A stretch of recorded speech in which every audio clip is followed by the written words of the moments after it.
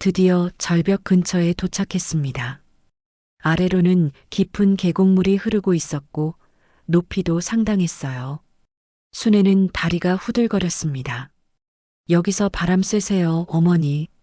준호가 순애를 절벽 가장자리로 안내했습니다. 순애는 무서웠지만 사위의 호의를 거절하기 어려워서 따라갔죠. 그 순간이었습니다. 등 뒤에서 강한 충격이 느껴졌어요. 누군가가 자신을 밀치고 있었습니다. 순애는 균형을 잃고 앞으로 넘어지기 시작했죠. 아! 비명과 함께 차가운 물속으로 추락하는 순간 순애는 희미하게 들려오는 목소리를 들었습니다. 제발 이번엔 확실히 끝내야 돼. 그것은 분명 딸 지연이의 목소리였습니다. 오늘 사연 시작하기 전에 구독과 좋아요는 무료니까 한 번씩만 눌러주시면 영상을 만드는데 큰 힘이 되겠습니다. 알림 설정도 해두시면 새 영상이 올라올 때마다 가장 먼저 시청하실 수 있습니다. 혹시 이 사연 어디에서 듣고 계신가요? 지역 이름이나 장소를 댓글로 남겨주시면 감사한 마음으로 반갑게 인사드리겠습니다. 감사합니다. 사연 시작하겠습니다. 박순애는 새벽 5시가 되면 어김없이 눈을 뜹니다. 68년을 살아오면서 몸에 밴 습관이죠. 손목시계를 보니 정확히 5시 정각입니다. 창문 너머로 스며드는 희미한 새벽빛을 바라보며 순애는 천천히 몸을 일으켰습니다. 오늘도 또 하루가 시작되는구나. 혼잣말을 중얼거리며 순애는 부엌으로 향했습니다. 낡은 가스레인지 위에 물을 올리고 미숫가루 한 숟가락을 컵에 담습니다. 40년 넘게 해온 아침 루틴입니다. 남편 영수가 세상을 떠난 뒤로는 더욱 소중해진 시간이기도 했죠. 시장에서 30년 넘게 장사를 해온 순애에게는 새벽이 가장 바쁜 시간입니다. 도매시장에서 싱싱한 채소를 골라오고 손님들이 오기 전에 가게를 정리해야 하니까요.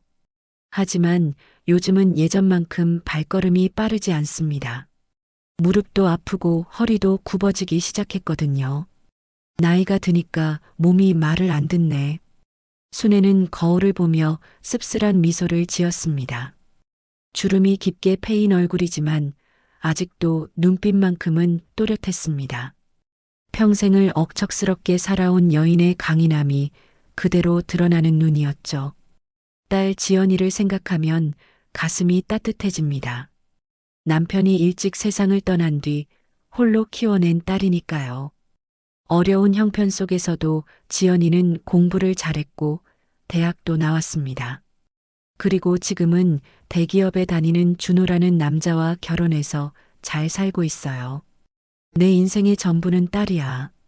지연이만 행복하면 나는 아무것도 바랄 게 없어. 순애는 늘 이렇게 말했습니다. 실제로도 그랬고요. 자신의 삶은 뒷전이었어도 딸을 위해서라면 무엇이든 했죠. 학비며 결혼 비용까지 순애가 악착같이 모은 돈은 모두 지연이를 위해 쓰였습니다.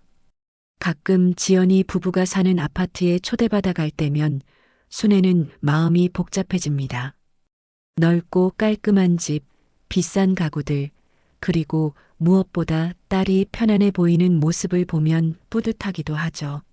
하지만 동시에 묘한 서글픔도 느낍니다. 사위 준호는 늘 냉담했거든요. 순애가 방문할 때마다 건성으로 인사만 하고는 자기 방으로 들어가 버립니다. 대화를 시도해도 시큰둥한 반응뿐이었어요. 처음에는 그냥 성격이 내성적인가 보다 생각했지만 시간이 지날수록 분명히 자신을 달갑게 여기지 않는다는 걸 느꼈습니다. 엄마, 준호 오빠는 원래 말이 없는 스타일이에요. 너무 신경 쓰지 마세요. 지연이는 늘 이렇게 말했지만 순애의 마음은 편치 않았습니다. 사위의 차가운 시선이 때로는 날카롭게 느껴지기도 했거든요.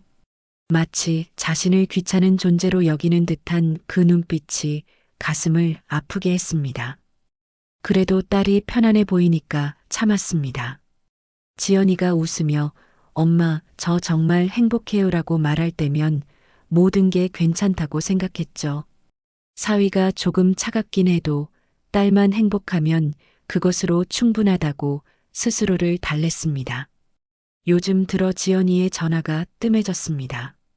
예전에는 일주일에 두세 번씩 안부를 물었는데 이제는 한 달에 한 번 정도밖에 연락이 없어요. 그것도 대부분 안부 인사 정도의 짧은 통화뿐이었죠. 딸도 이제 자기 생활이 바쁘겠지.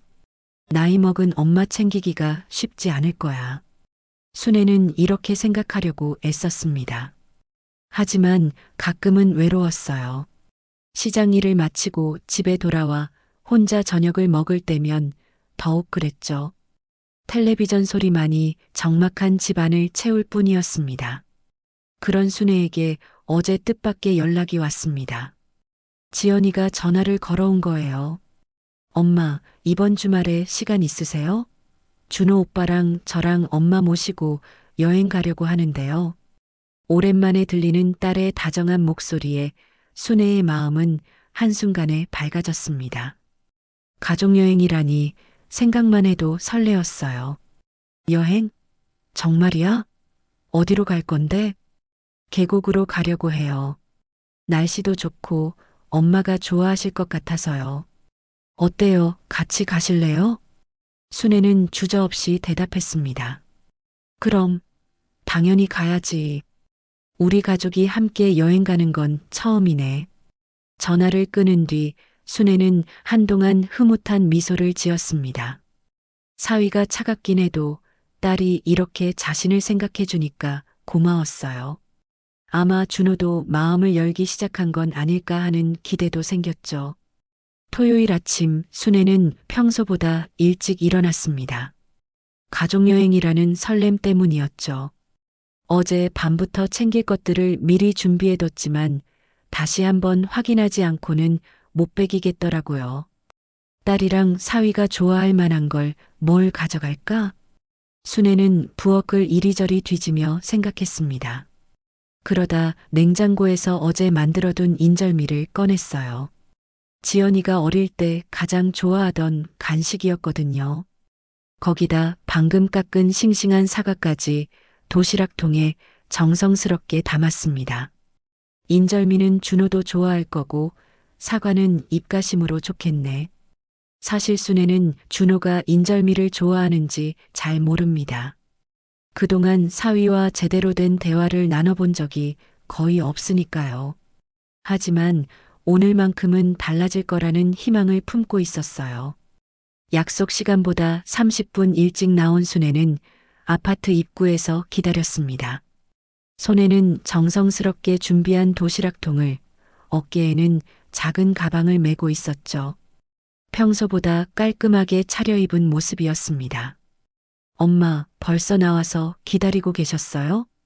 지연이가 준호와 함께 나타났을 때 순애의 얼굴은 환하게 밝아졌습니다. 아이고, 우리 지연이. 오랜만에 가족끼리 나들이 하는데 일찍 나올 수밖에 없지. 하지만 지연이의 표정은 왠지 어두웠습니다. 평소와 달리 말수도 적었고 미소도 어색해 보였어요. 준호는 더 말할 것도 없었죠. 인사만 건성으로 하고는 곧바로 차 문을 열어줬습니다. 타세요, 어머니. 차 안의 분위기는 순애가 기대했던 것과 많이 달랐습니다. 지연이는 조수석에 앉아 창밖만 바라보고 있었고 준호는 라디오도 틀지 않은 채 조용히 운전에만 집중했어요. 순애는 뒷자리에서 어색한 침묵을 깨보려 애썼습니다. 준호야, 요즘 회사 일은 어때? 많이 바쁘지? 네, 좀 바쁩니다. 짧고 건조한 대답뿐이었어요. 순애는 다시 시도해봤습니다. 지연이는 어때? 요즘 몸은 좀 어떻고? 괜찮아요, 엄마. 딸마저도 시큰둥한 반응이었습니다. 순애는 점점 마음이 무거워졌어요. 분명히 딸이 먼저 여행을 제안했는데 왜 이렇게 기운이 없을까요? 계곡까지 가는 길은 2시간 정도 걸렸습니다. 그 긴 시간 동안 차 안은 거의 침묵으로 일관했어요. 가끔 순애가 말을 걸어도 대답은 한두 마디뿐이었죠. 기대했던 화기애애한 가족여행과는 정반대 분위기였습니다. 도착한 계곡은 정말 아름다웠습니다. 맑은 물이 바위 사이로 흘러내리고 주변에는 울창한 나무들이 시원한 그늘을 만들어주고 있었어요. 다른 가족들은 돗자리를 펴고 즐겁게 시간을 보내고 있었습니다. 와, 여기 정말 좋네. 공기도 맑고. 순애는 억지로라도 밝게 말했습니다. 하지만 준호는 여전히 핸드폰만 들여다보고 있었어요. 업무용 전화인지 계속 누군가와 통화를 하고 있었죠. 여보, 전화 좀 끊고 우리랑 시간 보내면 안 돼요? 지연이가 짜증스러운 목소리로 말했지만 준호는 대수롭지 않게 넘겼습니다. 중요한 일이야. 조금만 기다려. 순애는 도시락통을 열며 분위기를 바꿔보려 했습니다. 자, 우리 이거라도 먹으면서 쉬자. 지연이가 좋아하던 인절미 만들어 왔어. 인절미요? 엄마, 저 요즘은 그런 거 안 먹어요. 살찌거든요. 딸의 차가운 반응에 순애는 당황했습니다. 어릴 때 그렇게 좋아하던 인절미를 거부하다니요.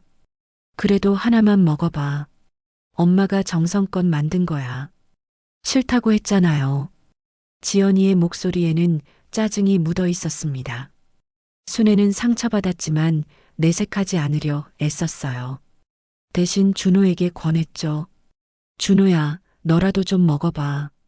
하지만 준호는 여전히 전화 통화에만 열중하고 있었습니다. 심지어 계곡에서 좀 떨어진 곳으로 이동해서 아예 혼자만의 시간을 가지고 있었어요. 점심시간이 되어서야 준호가 돌아왔습니다.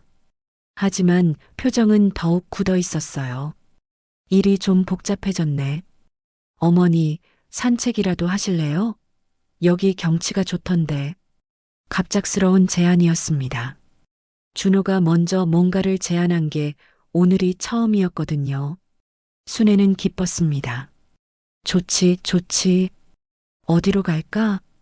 저기 위쪽으로 올라가면 전망이 좋은 곳이 있어요. 거기서 바람도 쐬고 오시죠. 준호는 순애의 팔을 살짝 잡으며 길을 안내했습니다. 지연이는 뒤에서 따라오고 있었어요.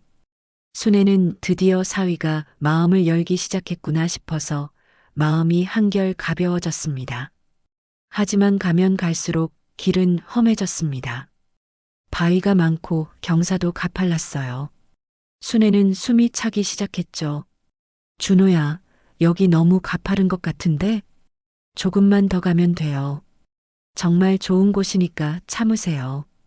준호의 손길이 순애의 등을 떠밀듯 했습니다. 마치 빨리 어딘가로 데려가려는 것 같았어요. 드디어 절벽 근처에 도착했습니다. 아래로는 깊은 계곡물이 흐르고 있었고 높이도 상당했어요. 순애는 다리가 후들거렸습니다. 여기서 바람 쐬세요, 어머니. 준호가 순애를 절벽 가장자리로 안내했습니다. 순애는 무서웠지만 사위의 호의를 거절하기 어려워서 따라갔죠. 그 순간이었습니다. 등 뒤에서 강한 충격이 느껴졌어요. 누군가가 자신을 밀치고 있었습니다. 순애는 균형을 잃고 앞으로 넘어지기 시작했죠. 아! 비명과 함께 차가운 물속으로 추락하는 순간 순애는 희미하게 들려오는 목소리를 들었습니다. 제발 이번엔 확실히 끝내야 돼. 그것은 분명 딸 지연이의 목소리였습니다. 차가운 물이 순애의 몸을 감쌌습니다. 순간적으로 의식이 흐려졌지만 생존 본능이 순애를 깨웠어요. 물속에서 허우적거리며 숨을 쉬려고 애썼죠. 다행히 계곡 아래쪽 바위 틈에 몸이 걸렸습니다. 살았다. 살았어. 순애는 가쁜 숨을 몰아쉬며 중얼거렸습니다. 온몸이 아팠지만 움직일 수는 있었어요. 왼쪽 다리에 심한 통증이 느껴졌고 이마에서는 피가 흘러내리고 있었습니다. 하지만 의식은 또렷했죠. 위를 올려다보니 준호와 지연이가 절벽 위에서 내려다보고 있었습니다.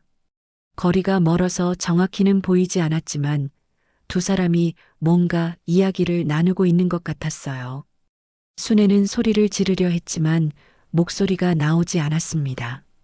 도와줘. 도와달라고. 하지만 목소리는 바위에 부딪혀 흩어졌을 뿐이었어요. 얼마 후 위쪽이 조용해졌습니다. 준호와 지연이가 떠난 모양이었죠. 순애는 혼자 남겨졌습니다. 계곡물 소리만이 정막을 깨뜨리고 있었어요. 해가 서서히 기울어가고 있었고 기온도 떨어지기 시작했습니다. 내가 정말 밀려서 떨어진 건가? 순애는 떨어지는 순간을 다시 떠올려 봤습니다. 분명히 등 뒤에서 강한 충격이 있었어요. 그리고 지연이의 목소리도 들었죠. 제발 이번엔 확실히 끝내야 돼. 그 말이 계속 귓가에 맴돌았습니다. 설마, 정말 설마. 순애는 고개를 저었습니다. 아무리 사위가 차갑다고 해도, 아무리 딸이 요즘 달라졌다고 해도 설마 자신을 해치려고 했을까요? 믿고 싶지 않았어요. 시간이 흘러 해가 완전히 지고 나서야 등산객 한 명이 순애를 발견했습니다. 중년 남성이었는데 계곡 근처를 산책하다가 순애의 신음소리를 들은 거였어요. 여기 사람이 있어요. 누군가 다쳤어요. 남성은 급히 119에 신고했습니다. 구조대가 도착하기까지는 1시간 정도 걸렸어요. 그 사이 남성은 순애 곁에 머물며 계속 말을 걸었습니다. 할머니, 정신 차리세요. 곧 구조대가 와요. 고맙습니다. 정말 고마워요. 순애는 가까스로 대답했습니다. 의식을 잃지 않으려고 애쓰고 있었어요. 구조대가 도착해서 순애를 들것에 옮길 때까지 순애는 한 가지 생각만 하고 있었습니다. 정말로 딸과 사위가 자신을 밀어뜨린 건지 아니면 자신의 착각인지 확인해야 한다는 생각이었어요.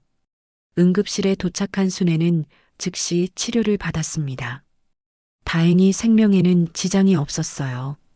왼쪽 다리 골절과 여러 부위의 타박상, 그리고 가벼운 뇌진탕 정도였습니다. 보호자분 연락처를 알려주세요.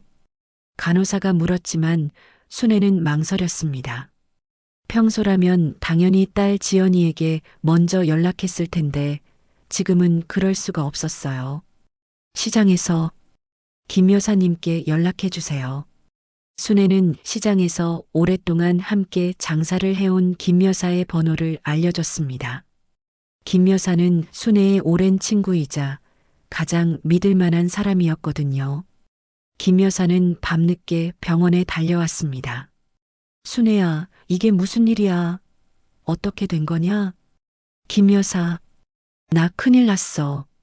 순애는 김 여사에게 모든 것을 털어놨습니다. 가족여행을 갔다가 절벽에서 떨어진 일, 그리고 떨어지기 직전에 들은 지연이의 목소리까지 모든 걸 말했어요. 김 여사는 충격받은 표정으로 들었습니다. 설마, 지연이가 그런 일을? 믿기지 않는다. 나도 믿고 싶지 않아. 하지만 분명히 들었어. 지연이 목소리를. 그럼 경찰에 신고해야지. 아직은 안 돼. 확실한 증거가 없잖아. 혹시 내가 잘못 들었을 수도 있고. 순애는 고개를 저었습니다. 마음 한편으로는 여전히 딸을 의심하고 싶지 않았거든요. 그럼 어떻게 할 거야? 일단 내가 살아있다는 걸 숨기고 싶어. 진실을 알아내야 해. 김 여사는 순애의 결정을 이해했습니다. 그리고 도움을 주기로 했어요. 알겠어. 내가 도와줄게. 우선 다른 병원으로 옮기자. 여기 있으면 들킬 수 있어. 김 여사는 자신의 조카가 운영하는 작은 요양병원을 추천했습니다. 외진 곳에 있어서 발견될 가능성이 적었거든요. 이틀 후 순애는 조용히 요양병원으로 옮겨졌습니다. 김 여사가 모든 절차를 대신 처리해줬어요. 병원 측에도 특별한 사정이 있다고 설명했죠. 요양병원에 누워있는 순애는 복잡한 마음이었습니다. 몸의 상처는 점점 나아지고 있었지만 마음의 상처는 더 깊어져만 갔어요. 정말로 내 딸이 나를.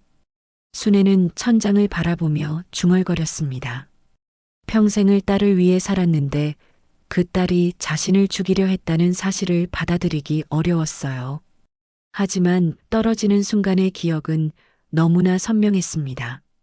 등을 미는 손의 감촉, 그리고 지연이의 목소리. 제발, 이번엔 확실히 끝내야 돼. 그 말은 분명 자신의 죽음을 바라는 말이었어요. 왜 그랬을까? 순애는 이유를 알 수 없었습니다. 자신이 딸에게 무슨 잘못을 했을까요? 아니면 다른 이유가 있는 걸까요? 김 여사가 면회를 올 때마다 순애는 딸과 사위 소식을 물어봤습니다. 지연이랑 준호는 뭐라고 해?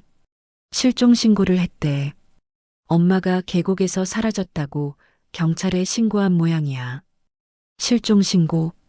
순애는 씁쓸하게 웃었습니다. 자신들이 밀어뜨린 사람을 실종 신고한다니 정말 뻔뻔했어요. 그것뿐만 아냐. TV에도 나왔어. 김 여사의 말에 순애는 깜짝 놀랐습니다. TV에? 엄마 찾기 방송에 나와서 울면서 호소하던데. 보기 민망할 정도로 연기를 하더라고.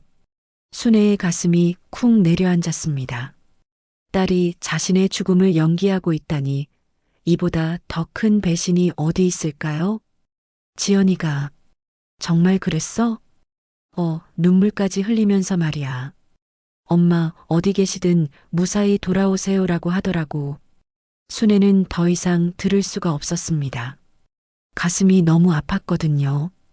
자신을 죽이려던 딸이 이제는 슬픈 연기까지 하고 있다니요. 이제 확실해졌네. 순애의 목소리는 떨리고 있었습니다. 더 이상 딸을 의심하지 않으려 했던 마음의 마지막 보루까지 무너져 내렸어요. 김 여사는 순애의 어깨를 토닥여줬습니다. 순애야, 이제 어떻게 할 거야? 모르겠어. 정말 모르겠어. 순애는 눈물을 흘렸습니다. 68년을 살면서 이렇게 절망스러운 적이 있었을까요? 평생을 바쳐 키운 딸에게 배신당한 이 상황을 어떻게 받아들여야 할지 알 수 없었습니다. 요양병원에서 일주일이 지났습니다. 순애의 몸은 조금씩 회복되고 있었지만 마음의 상처는 더욱 깊어져만 갔어요. 김 여사가 가져다 주는 소식들은 하나같이 순애를 절망에 빠뜨렸습니다. 순애야, 오늘도 뉴스에 나왔어. 김 여사는 조심스럽게 말했습니다. 순애는 침대에 기대 앉아 창밖을 바라보고 있었어요. 또 뭐라고 했어? 지연이랑 준호가 수색대까지 조직했대. 자원봉사자들이랑 함께 계곡 일대를 뒤지고 있다고 하더라고. 순애는 쓴웃음을 지었습니다. 자신들이 밀어뜨린 곳을 뒤진다니 정말 기가 막혔어요. 그것뿐만이 아니야. 상금까지 걸었어. 상금? 엄마를 찾는 사람에게 1,000,000원을 주겠다고 했대. 순애는 말문이 막혔습니다. 1,000,000원이라니 그 돈이면 시장에서 몇 달은 장사할 수 있는 큰 돈이었어요. 딸과 사위가 그런 거액을 내걸고 연기를 하고 있다는 게 믿기지 않았습니다. 사람들 반응은 어때? 모든 사람이 감동하고 있어. 효부 며느리의 효녀라고 칭찬이 자자하다고. 김 여사의 말에 순애는 더욱 마음이 아팠습니다. 사람들이 칭찬하는 그 효녀가 바로 자신을 죽이려 한 딸이라니요. 며칠 후 김 여사는 더욱 충격적인 소식을 가져왔습니다. 순애야, 큰일 났어. 방송국에서 다큐멘터리 제작진이 왔대. 다큐멘터리?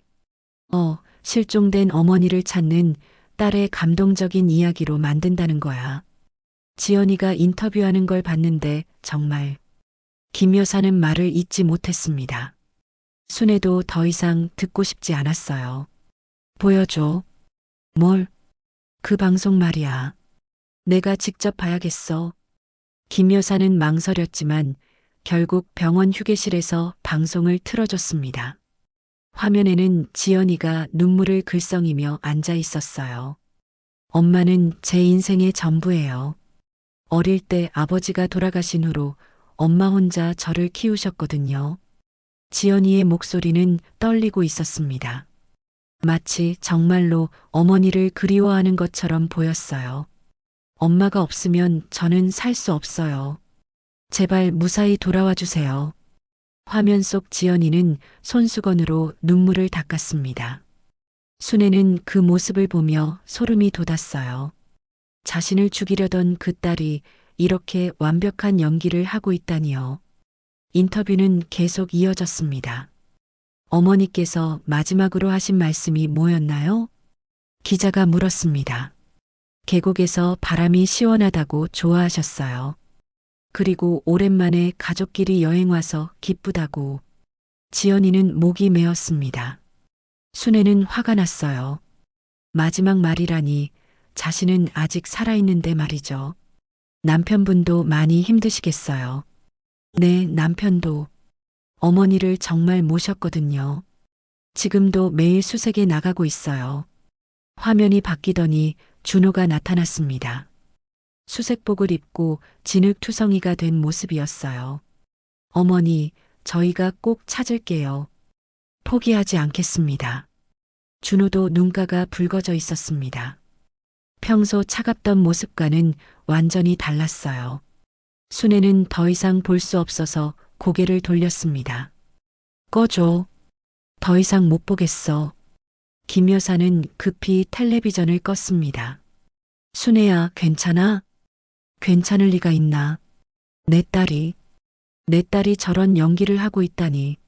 순애는 눈물을 흘렸습니다. 분노와 슬픔이 뒤섞인 복잡한 감정이었어요. 며칠 후, 김 여사는 또 다른 소식을 가져왔습니다. 순애야, 보험회사에서 연락이 왔대. 보험회사? 지연이가 엄마 이름으로 생명보험을 들었나 봐. 지연이가 보험회사에 실종신고 접수를 했대. 조사 후에 사망으로 판정되면 보험금을 지급한다는 거야. 순애는 깜짝 놀랐습니다. 자신 이름으로 생명보험이 들어있다는 걸 전혀 몰랐거든요. 얼마나 되는데? 5억이래. 5억? 순애는 기절할 뻔했습니다. 5억이라는 거액의 보험금이 걸려 있다니 이제야 딸과 사위의 진짜 속셈을 알 것 같았어요. 언제부터 들어있던 거야? 한 6개월 전부터라고 하네. 지연이가 엄마 걱정되어서 들었다고 했대. 순애는 모든 게 이해됐습니다. 6개월 전부터 계획된 일이었던 거예요. 딸이 갑자기 자주 연락하지 않게 된 것도, 사위가 더욱 차갑게 대한 것도 모두 이유가 있었습니다. 이제 모든 게 분명해졌구나. 순애의 목소리는 차분했지만 속으로는 분노가 치밀어 올랐습니다. 순애야, 이제 정말 경찰에 신고해야 하는 거 아니야? 아직은 안 돼. 증거가 없잖아. 하지만 이 상황이 증거가 아니야? 내가 들은 말만으로는 부족해. 확실한 증거가 필요해. 순애는 계획을 세우기 시작했습니다. 단순히 경찰에 신고하는 것만으로는 부족했어요. 딸과 사위가 이렇게 치밀하게 연기를 하고 있다면 자신도 그에 맞는 대응을 해야 했습니다. 김 여사, 부탁이 있어. 뭐든 말해. 내 집에 가서 중요한 서류들 좀 가져와 줄 수 있어?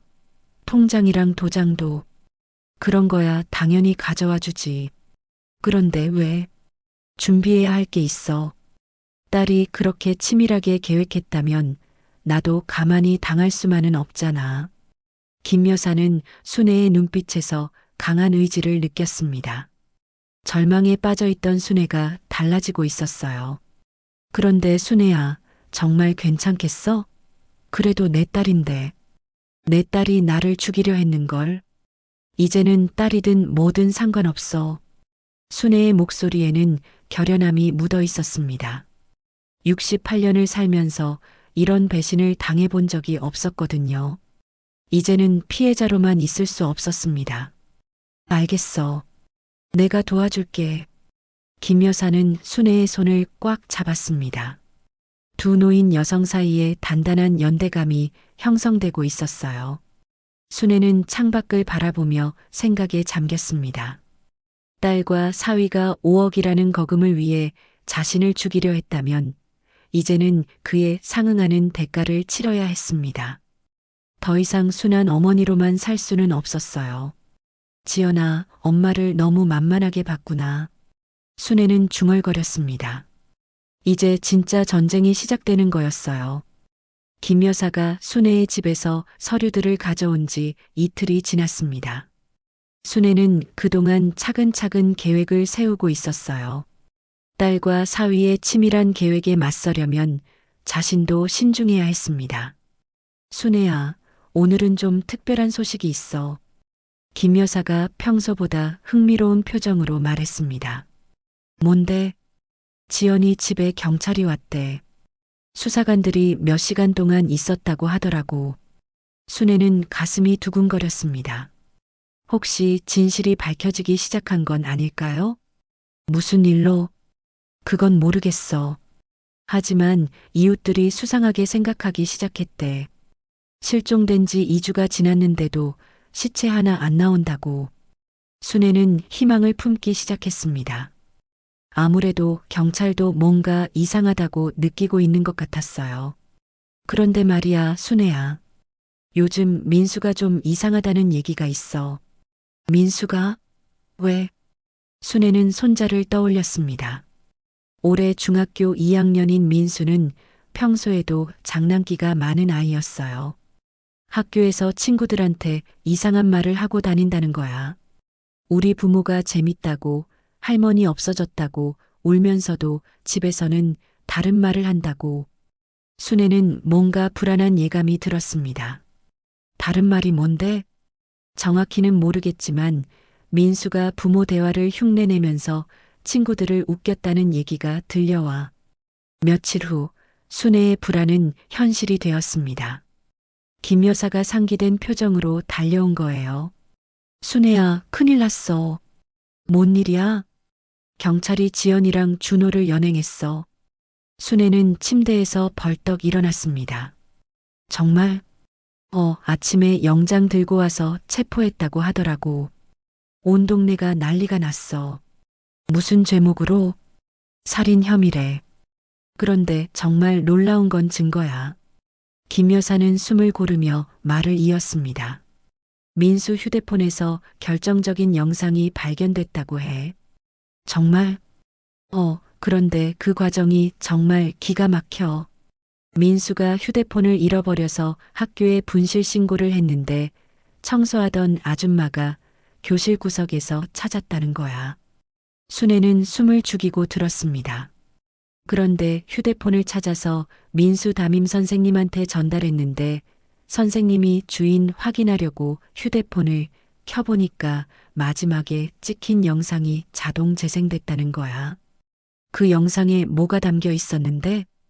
지연이랑 준호가 거실에서 크게 다투는 장면이었대. 그런데 민수는 엄마 아빠 싸우지 마 라고 웃으면서 말하고 있었고 그 뒤로 섬뜩한 대화가 들렸다는 거야. 김 여사는 목소리를 낮췄습니다. 보험금만 들어오면 모든 게 끝이야. 이제 어머니는 필요 없어. 맞아. 이번에 놓치면 다시는 기회 없어. 이런 말들이 고스란히 녹음되어 있었대. 순애는 전신에 소름이 돋았습니다. 자신이 떨어지기 전에 들었던 지연이의 목소리가 떠올랐어요. 제발 이번엔 확실히 끝내야 돼. 그런데 정말 소름 끼치는 건 민수가 그 영상을 찍을 때 상황이야. 어떤 상황? 민수는 부모가 싸우는 걸 재미있어 하면서 장난으로 찍었던 거래. 아이 웃음소리와 부모의 잔혹한 대화가 한 영상에 함께 들어있었다는 거야. 순애는 가슴이 먹먹했습니다. 순수한 손자가 부모의 악행을 전혀 모르고 있었던 거네요. 선생님이 그 영상을 보고 경찰에 바로 신고했대. 하늘이 아이를 통해서 진실을 드러내신 것 같다고 하더라고. 순애는 복잡한 마음이었습니다. 진실이 밝혀진 건 다행이었지만 손자가 의도치 않게 부모를 감옥에 보내는 결과를 가져온 거잖아요. 민수는 어떻게 됐어? 아직 상황을 잘 모르는 것 같더라고. 왜 부모가 경찰에 끌려갔는지 이해하지 못하고 있어. 그럴 만하지. 그 어린 나이에 어떻게 이해하겠어. 순애는 손자가 걱정됐습니다. 이 모든 일이 끝나면 민수는 어떻게 될까요? 그런데 순애야, 이제 어떻게 할 거야? 진실이 다 밝혀졌으니까 나와야 하는 거 아니야? 김 여사의 말에 순애는 고민에 빠졌습니다. 물론 나가서 모든 것을 증언해야겠지만 아직 준비할 게 남아 있었어요. 조금만 더 기다려봐. 재판이 시작되면 그때 나갈게. 왜? 지연이와 준호가 끝까지 부인할 수도 있잖아. 그럴 때를 위해서 준비해야 해. 실제로 순애의 예상은 맞았습니다. 김 여사가 가져온 소식에 따르면 지연이와 준호는 여전히 무죄를 주장하고 있었어요. 억울하다고 난리를 치고 있대. 민수가 찍은 영상은 단순한 부부싸움일 뿐이라고 우기고 있어. 그럼 어떻게 되는 거야? 검찰에서 추가 수사를 하고 있다고 해. 하지만 시체가 없으니까 입증이 쉽지 않을 거라는 얘기도 있어. 순애는 결심을 굳혔습니다. 이제는 자신이 직접 나설 때가 온 것 같았어요. 김 여사, 경찰서에 연락해줘. 정말? 이제 그만 숨어 있을 때가 아니야. 순애는 거울을 보며 머리를 정리했습니다. 2주 만에 세상의 모습을 드러내는 거였어요. 많은 것이 달라져 있을 것 같았습니다. 그런데 순애야, 정말 괜찮겠어? 지연이를 다시 보게 될 텐데. 괜찮아. 이제는 무서울 게 없어. 순애의 목소리는 확신에 차 있었습니다. 딸에 대한 마지막 미련도 이제는 정리된 것 같았어요. 오히려 지연이가 더 무서워할 거야. 자기가 죽였다고 생각한 엄마가 살아서 나타나는 거니까. 순애는 쓴웃음을 지었습니다. 딸의 얼굴이 어떨지 벌써 상상이 됐거든요. 김 여사는 경찰서에 전화를 걸었습니다. 박순애가 살아있다는 소식에 경찰들도 깜짝 놀랐어요. 곧바로 경찰관들이 요양병원으로 달려왔습니다. 정말 박순애 씨가 맞습니까? 경찰관은 믿기지 않는다는 표정이었습니다. 네, 맞습니다. 제가 박순애입니다. 순애는 차분하게 대답했습니다. 이제 모든 것을 털어놓을 때가 온 거였어요. 그럼 지금까지 어디에 계셨던 겁니까? 딸과 사위가 절벽에서 저를 밀어뜨렸습니다. 다행히 살아났지만 진실을 알아내기 위해 숨어 있었어요. 경찰관은 순애의 말을 하나하나 기록했습니다. 드디어 진실을 말할 수 있게 된 순애는 홀가분했어요. 하지만 동시에 마음 한편으로는 여전히 아팠습니다. 아무리 배신을 당했다고 해도 지연이는 여전히 자신이 낳은 딸이었거든요. 경찰서로 향하는 차 안에서 순애는 복잡한 마음이었습니다. 2주 만에 세상의 모습을 드러내는 거였어요. 차창 밖으로 보이는 풍경들이 새삼선명하게 느껴졌습니다. 순애 씨, 정말 힘드셨을 것 같은데 괜찮으세요? 동행한 경찰관이 걱정스럽게 물었습니다. 괜찮습니다.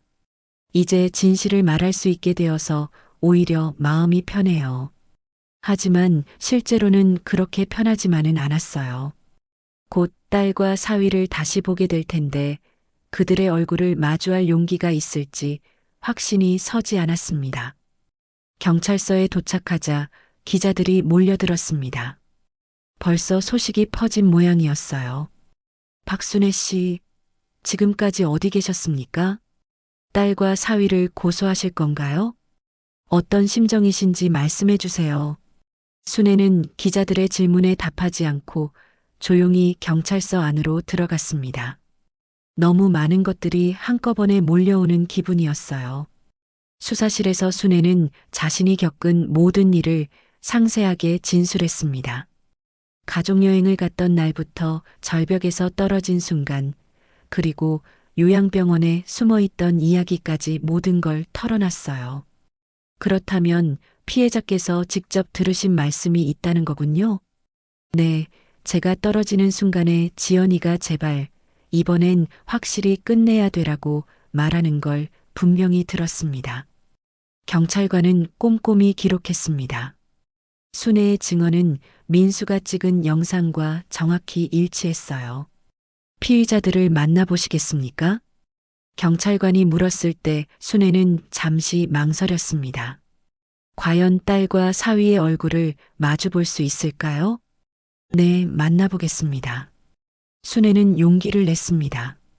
이제는 피해야 할 이유가 없었어요. 조사실 문이 열리자 지연이와 준호가 앉아 있었습니다. 두 사람 모두 순애를 보자 얼굴이 하얗게 질렸어요. 마치 유령을 본 것처럼 말이죠. 엄마. 지연이의 목소리는 떨리고 있었습니다. 믿을 수 없다는 표정이었어요. 그래, 나야. 내가 죽이려고 했던 내 엄마.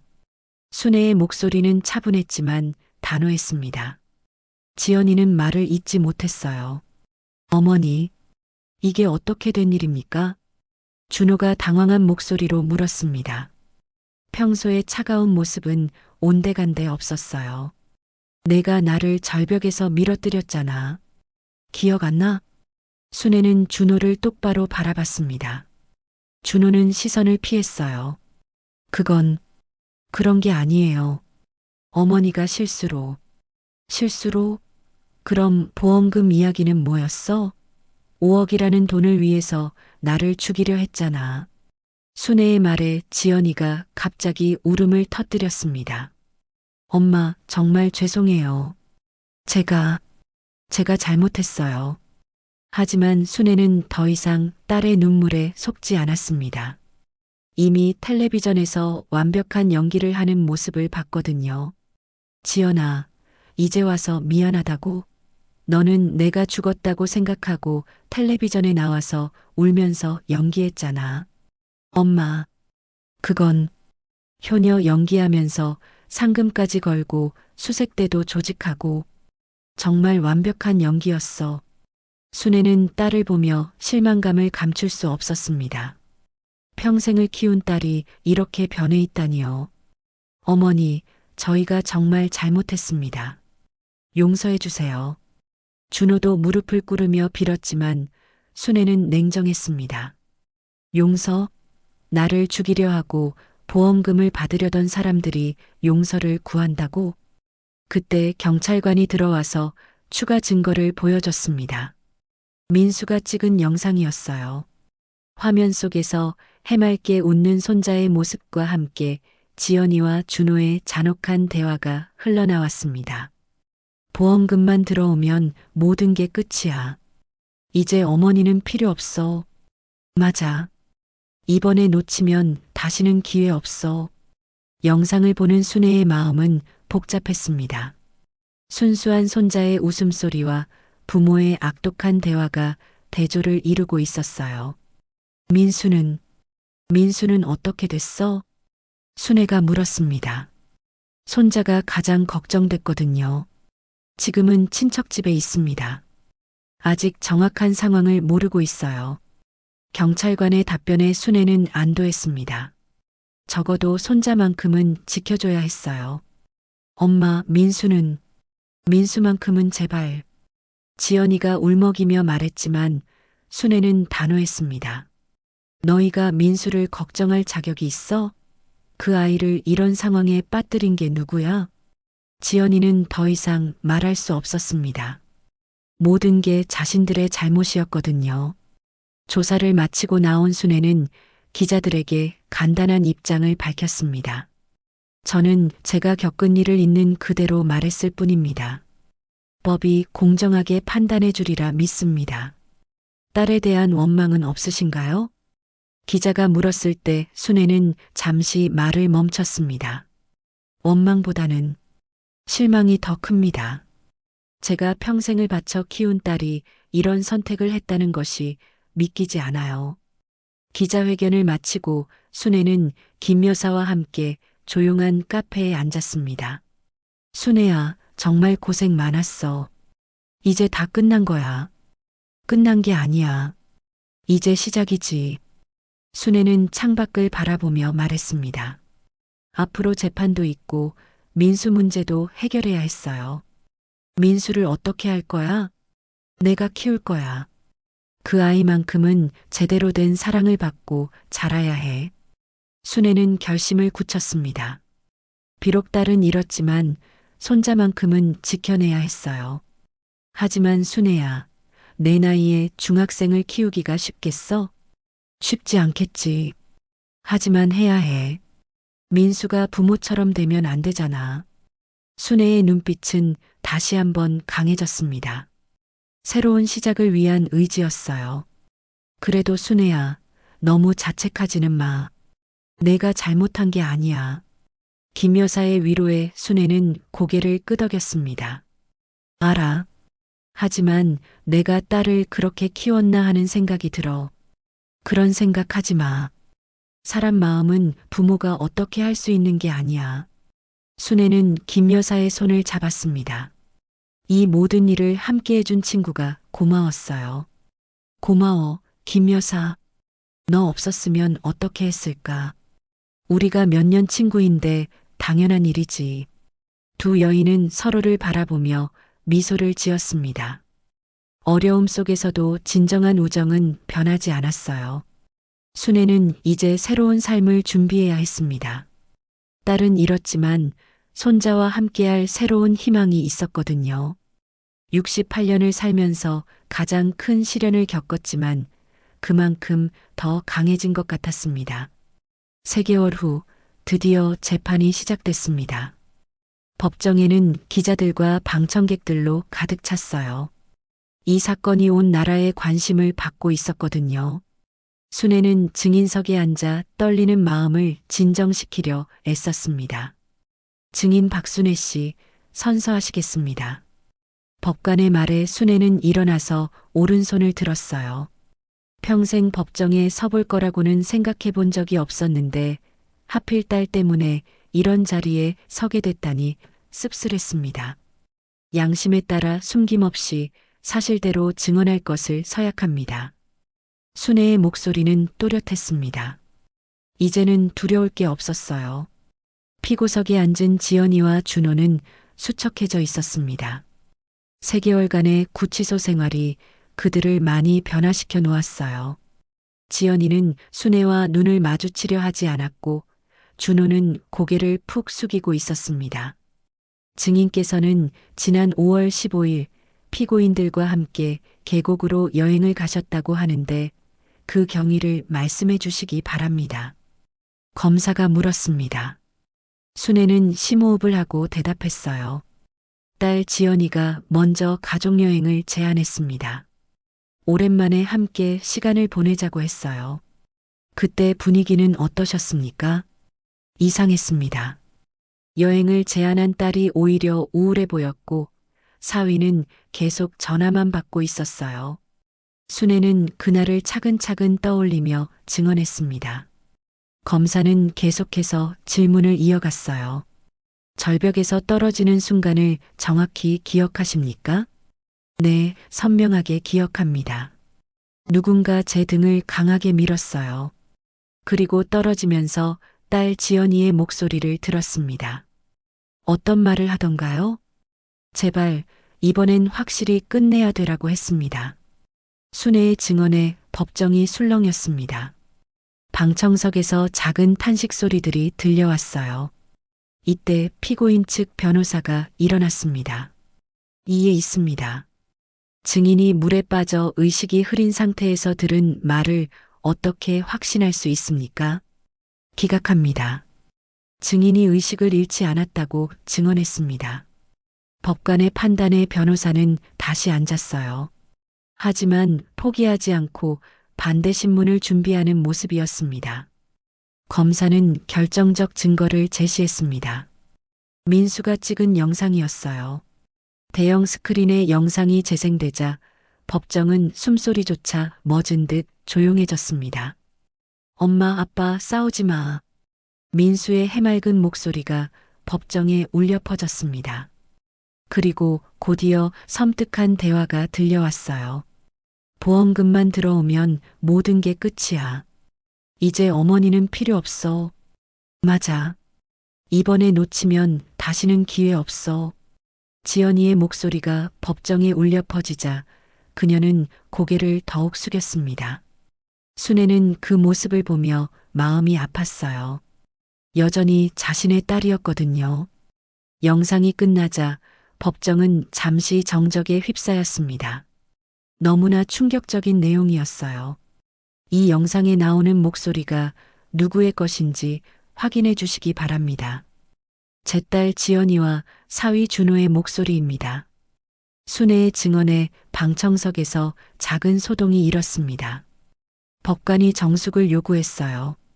이제 피고인 측 변호사의 반대 신문 차례였습니다. 증인께서는 3개월간 어디에 숨어 계셨습니까? 요양병원에 있었습니다. 왜 바로 신고하지 않으셨습니까? 딸이 걱정하고 있었는데 말입니다. 변호사의 질문에 순애는 잠시 생각했습니다. 확신이 없었기 때문입니다. 내 딸이 정말로 나를 죽이려 했는지 믿고 싶지 않았어요. 그렇다면 추측에 근거한 것 아닙니까? 아닙니다. 텔레비전에서 딸이 연기하는 모습을 보고 확신하게 됐습니다. 순애의 대답에 변호사는 더 이상 질문하지 못했어요. 다음은 피고인들의 최후 진술 시간이었습니다. 준호가 먼저 일어났어요. 저는 정말 잘못했습니다.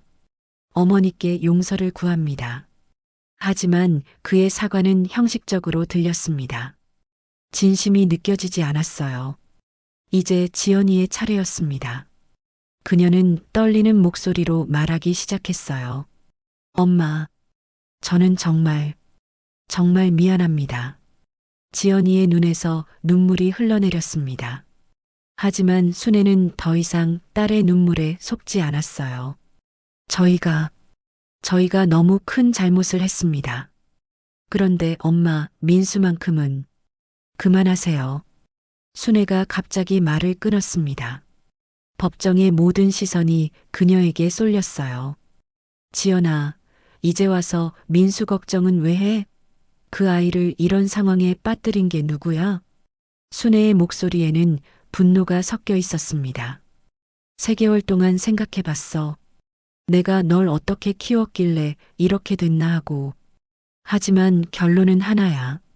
내가 선택한 길이야. 지연이는 울음을 터뜨렸지만 순애는 냉정했습니다. 너는 5억 때문에 나를 죽이려 했어. 그리고 죽었다고 생각하고는 텔레비전에 나와서 연기까지 했지. 법정의 분위기가 숙연해졌습니다. 모든 사람이 순애의 말에 집중하고 있었어요. 지연아, 나는 더 이상 내 엄마가 아니야. 너도 더 이상 내 딸이 아니고. 순애의 선언에 지연이는 더욱 큰 소리로 울었습니다. 하지만 순애는 흔들리지 않았어요. 하지만 민수만큼은 다르다. 그 아이는 내가 키울 거야.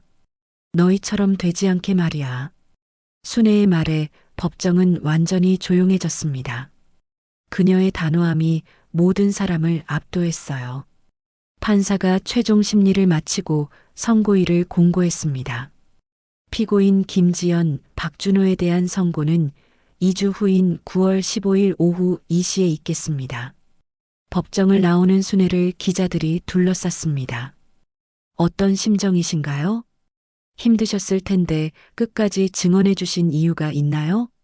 순애는 잠시 생각하다가 입을 열었습니다.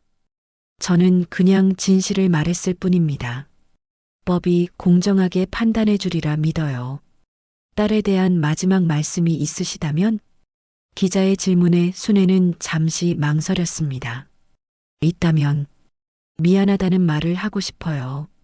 미안하다고요?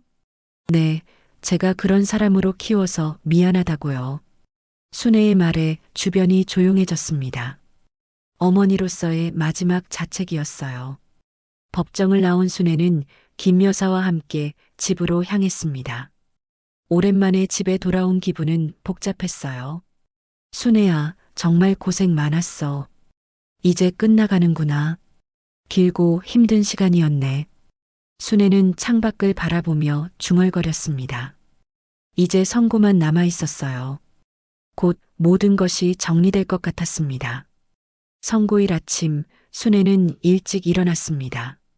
오늘이면 모든 것이 끝날 거였어요. 3개월간의 긴 여정이 드디어 마무리되는 날이었습니다. 법정은 지난번과 마찬가지로 사람들로 가득 찼습니다.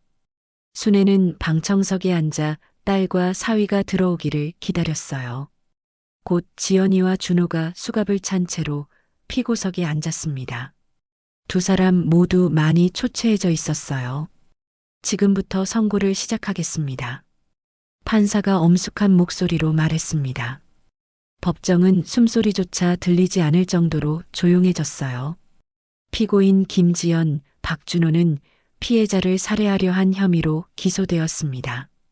법원은 다음과 같이 판결합니다. 판사는 판결문을 읽기 시작했습니다. 피고인들은 보험금 5억 원을 목적으로 치밀하게 계획을 세워 피해자를 살해하려 했습니다. 특히 피해자가 평생을 희생하며 딸을 키운 어머니라는 점에서 죄질이 매우 나쁩니다. 순애는 가슴이 답답했습니다. 아무리 배신당했다 해도 저 피고석에 앉은 사람은 자신이 낳고 키운 딸이었거든요. 따라서 피고인 김지연에게는 징역 12년을, 피고인 박준호에게는 징역 15년을 선고합니다. 판결이 내려지자 법정이 술렁거렸습니다. 지연이는 그 자리에서 주저앉았어요. 준호는 멍한 표정으로 앞만 바라보고 있었습니다.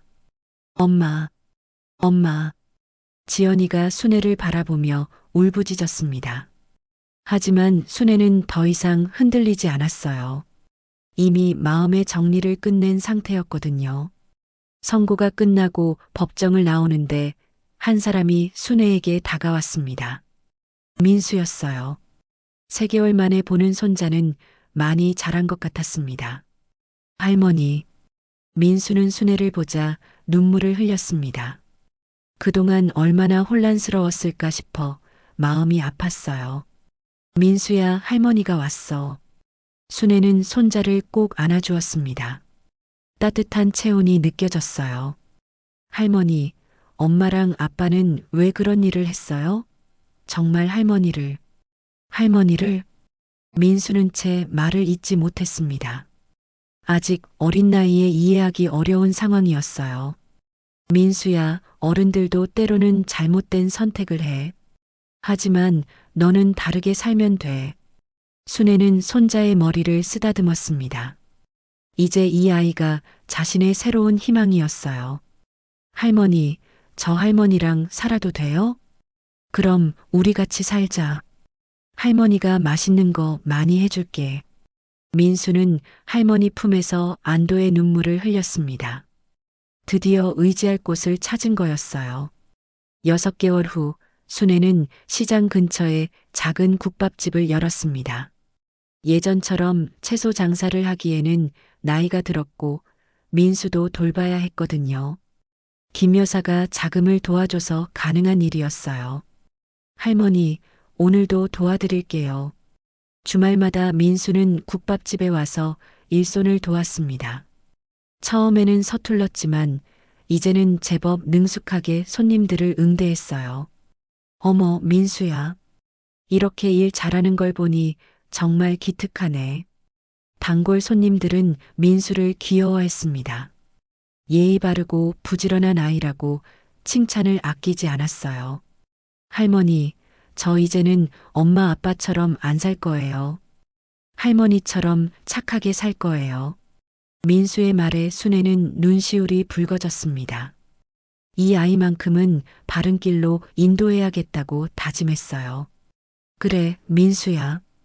할머니가 옆에 있으니까 걱정하지 마. 국밥집은 나날이 번창했습니다.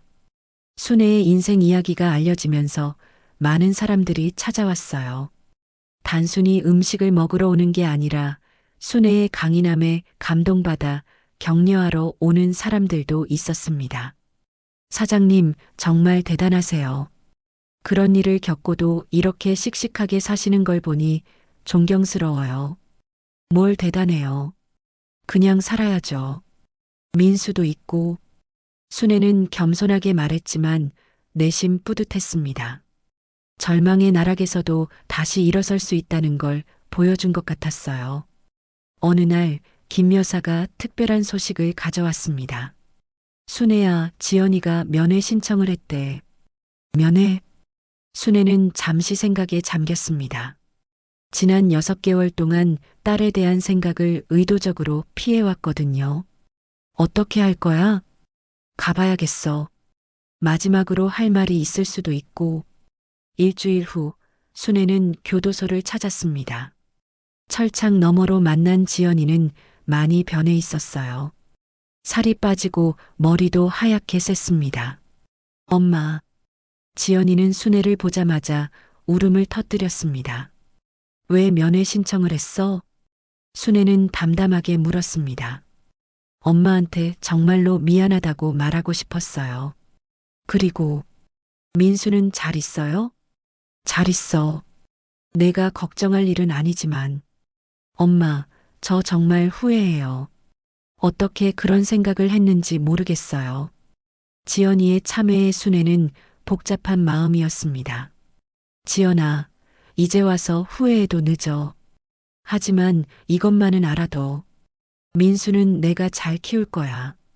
고마워요, 엄마. 정말 고마워요. 면회를 마치고 나온 순애는 홀가분했습니다. 이제 정말로 모든 것이 끝난 것 같았어요. 그날 저녁 국밥집에서 민수와 함께 저녁을 먹으며 순애는 생각했습니다. 인생에서 가장 큰 시련을 겪었지만 그만큼 소중한 것도 얻었어요. 손자와의 진정한 가족애, 그리고 어떤 어려움도 이겨낼 수 있다는 자신감이었습니다. 할머니, 내일 학교에서 장문 발표가 있는데 할머니 이야기 써도 돼요? 무슨 이야기? 할머니가 얼마나 강한 사람인지, 그리고 저를 얼마나 사랑해 주시는지요. 민수의 말에 순애는 미소 지었습니다. 비극 속에서도 새로운 희망은 자라고 있었어요. 돈과 욕망에 무너진 딸을 잃었지만 순애는 또 다른 세대와의 진정한 가족애를 회복하며 다시 살아갈 힘을 얻었습니다. 이 사연이 마음에 남는다면 사랑하는 가족과 친구에게 널리 공유해 주세요. 어쩌면 그들의 인생 속에도 같은 이야기가 숨어 있을지 모릅니다. 구독과 좋아요, 그리고 댓글로 함께 마음을 나눠주세요. 지금까지 사연 따라 삼천리였습니다.